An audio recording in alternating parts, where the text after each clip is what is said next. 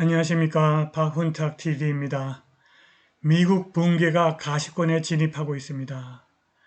미국 부채가 35조 달러로 또 증가했고 바이든이 러시아 자산을 전용하는 법에 서명해서 달러화 붕괴가 임박했습니다. 트럼프가 11월 대선 전에 암살당해서 미국 정치가 붕괴할 가능성이 증가하고 있습니다. 구독, 좋아요, 알림 설정, 자율구독료 부탁드립니다. 미 연방정부가 6월에 또 큰 적자를 냈고 국가부채가 35조 달러에 근접했습니다. 그것은 헤아릴 수 없는 숫자입니다. 대부분의 사람들에게는 의미가 없습니다. 우리는 그렇게 큰 숫자를 이해할 수 없습니다. 34조 9천억 달러에 달하는 국가부채를 살펴보겠습니다. 모든 미국 시민은 국가부채를 갚기 위해서 10만 3,565달러의 수표를 작성해야 합니다. 물론 많은 사람들이 세금을 내지 않습니다. 즉 납세자 부담이 훨씬 더 크다는 뜻입니다. 모든 미국 납세자는 국가부채를 갚기 위해서 26만 6,953달러의 수표를 작성해야 합니다. 그리고 그것은 미국 시민들이 이미 낸 세금에 더해진 금액입니다. 다시 말해서 35조 달러는 중국, 일본, 독일, 영국의 경제 규모를 합친 것보다 더 큰 규모입니다. 그런데 달러 패권 붕괴가 예상보다 빠를 수 있습니다. 최근 바이든이 레포법에 서명했기 때문입니다. 이를 통해 미국 정부는 동결된 러시아 국가자산을 압류하고 해당 자금을 우크라이나로 이전할 수 있게 됐습니다. 달러와 국채는 이전에는 없었던 방식으로 무기화되었습니다. 그들은 이제 국제 금융 시스템의 기반을 형성할 만한 중립적인 자산이 아니라 워싱턴이 다른 국가들을 강요하는 정치적인 도구입니다. 국채의 수반되는 정치적 위험의 증가로 인해 가치 저장소로서 달러의 매력이 더욱 떨어졌습니다. 많은 국가들은 워싱턴과 마찰을 빚을 경우 미국 정부가 자국의 저축을 압류할까봐 염려하고 있을 것입니다. 중국은 미국 국채를 가장 많이 보유한 나라 중 하나이며 실제로 무슨 일이 일어나고 있는지에 주목하고 있습니다. 2022년 미국이 러시아 국채를 동결한 이후 중국은 보유한 미국 국채의 약 25%를 매각했는데 이는 엄청난 변화입니다.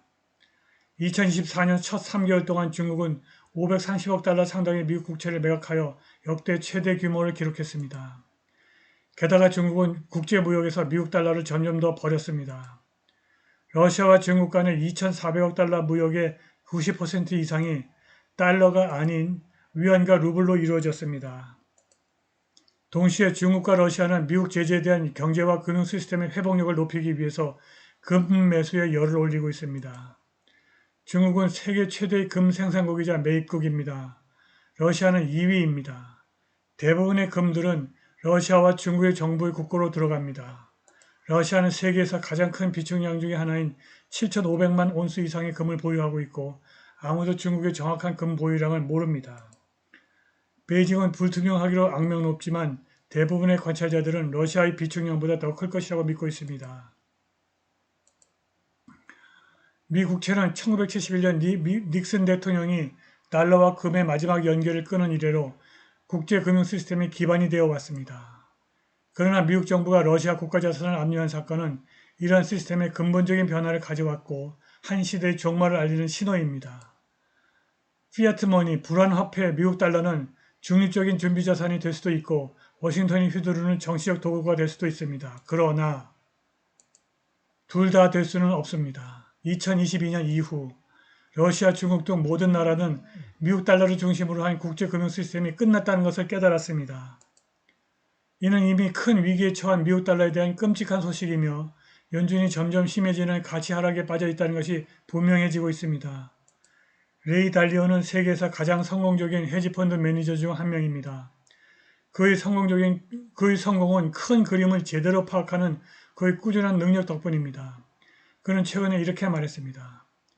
피아트 머니, 불안화폐가 하락하고 붕괴할 때의 지표는 부채를 보유한 사람들이 부채를 매도하고 정부, 중앙은행이 통화가 하락하는 동안 그 부채를 대량으로 매수하기 위해 돈을 인쇄해야 할 때입니다. 이것이 가장 중요한 지표입니다. 지금 금이 국채를 대체하여 국제 금융 시스템의 기반 자산이자 토대가 되면서 패러다임 전환의 직전에 있습니다. 국제 통화 시스템의 이 정도 규모의 패러다임 전환을 경험한 마지막 때는 1971년 미국의 근본이제 포기였습니다. 달러 붕괴와 동시다발적으로 미국 정치가 붕괴하고 있습니다.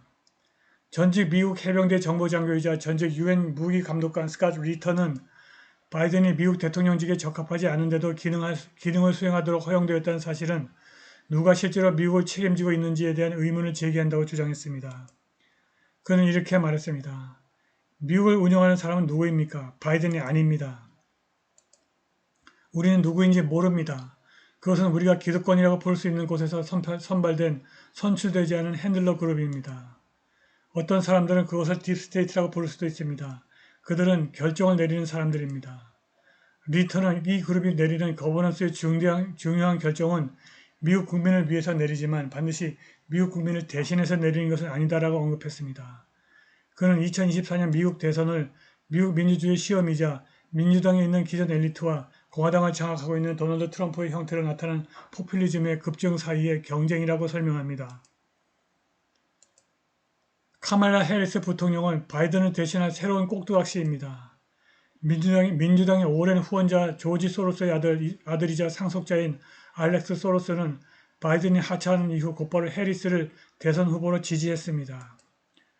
알렉스 소로스가 X에서 카말라 해리스를 대선 후보로 지지한 이후 테슬라의 CEO 앨런 머스크는 다음 꼭두각시가 누구인지에 대해서 모두를 불안하게 만들지 않아서 알렉산더 소로스에게 감사드리고 싶습니다라고 트윗했습니다.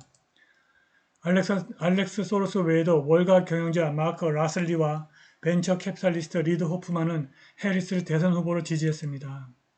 CNBC에 따르면 호프만은 그녀의 캠페인에 $1,000만 이상을 기부할 수도 있습니다. 해리스는 이미 $6,000만 이상을 모금했으며 바이든의 $9,500만 이상의 전쟁 자금에 접근할 예정입니다. 전 대통령 빌 클린턴과 전 국무장관 힐러리 클린턴도 서둘러 해리스를 지지했습니다. 한편 스튜어트 바이넘 주니어를 포함한 여러 민주당 고위 인사와 부유한 진보적인 기부자들은 해리스가 2024년 대선에서 이길 가능성에 대해서 회의적인 입장을 유지하고 있습니다. 버락 오바마 전 대통령과 척 슈머 상원 다수당 대표는 아직 그녀를 지지하지 않고 있으며 일부 민주당은 8월 19일 전당대회 이전에 미니 예비선거를 실시하거나 공개 지명 절차를 요구하고 있습니다. 그런데 2024년 11월 대선 전에 트럼프가 또다시 총격을 받아 사망해서 미국 정치가 완전히 붕괴할 가능성을 배제할 수 없습니다. 트럼프가 선거에 나가지 못할 수도 있다고 전 CIA 분석가이자 정신건강을 위한 전문가 모임의 공동 창립자 레이 맥거번과 전 미국 재무부 차관보 폴 크레거 로버츠가 스푸트니크와의 별도 인터뷰에서 예측했습니다. 지난주 트럼프는 선거 유세 도중 무대에서 180m도 안 되는 가까운 건물 지붕에 올라간 20세의 암살자에게 귀에 총을 맞았습니다. 트럼프에 대한 유의미한 경호가 사실상 전혀 이루어지지 않고 있고 앞으로도 그럴 것입니다.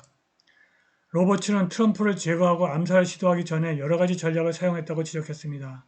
러시아 게이트, 2번의 탄핵, 포르노스타 게이트, 문서 게이트, 반란 게이트, 그리고 4건의 형사 기소와 여러 건의 민사 기소.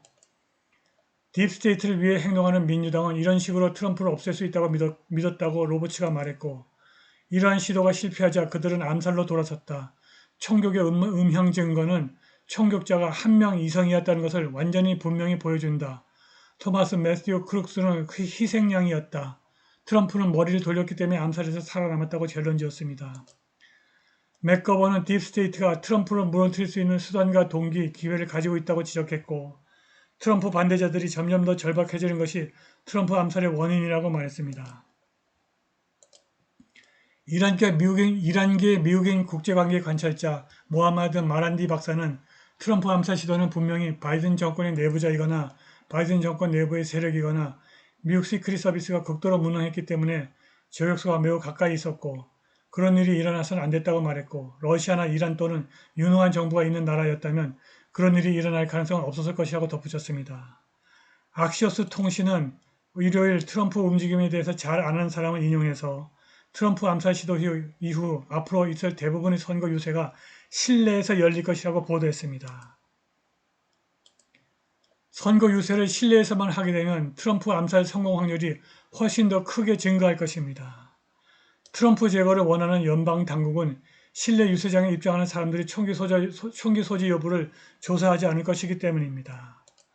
바이든이 압류한 러시아 자산을 우크라이나에 전용하여 달러가 붕괴하고 트럼프가 암살되면 미국 붕괴가 가시권에 진입할 것입니다. 오늘 방송은 여기까지입니다. 감사합니다.